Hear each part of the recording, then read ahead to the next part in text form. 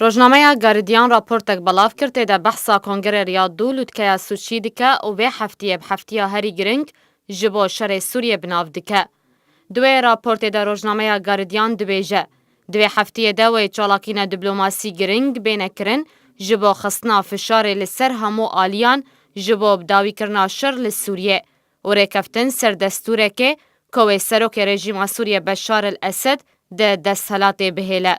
گاردیان سربار دکه هفدمی بداوی کرنا داعشه و وکشاندنا هیزن سوریه دموکراتیک هرسی هیزن سرکل سوریه روسیه و ایران و ترکیه پلان آلودکه که لسود چی دکن جبو کم کرنا ناکوکیان دنا برا آلین شرکر لسوریه و گهشتن به چاره سریه که سیاسی کد همان دمیده و سیح گروپن اپوزیسیون سوریه لریاض پایتخت عربستان سعودیه بجوون و کنگره کی لسر سی روزان لدار بخن او جیش بو گهشتن بشان دکیک بویی بری دست پیکرنا گرانو یا جنیفه کود داویا وی هیویده.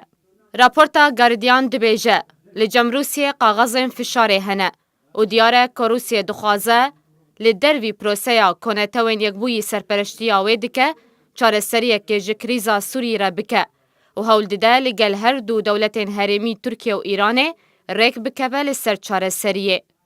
روزنامه گاردیان دوی راپورت خود اشکره کرد که سروک ارکان روسیه و ایران و ترکیه لسر جوینه که الهف کرنه جبو گفتگویا بلاف کرنه هیزن لشکری سوریه جبو گارانتیا دورن کم کرنه آستشر کل آستانا هاتنه راگهاندن. راپورت دبیجه دیپلماسیا روسیه دبن گلک قیدان ده کاردکه.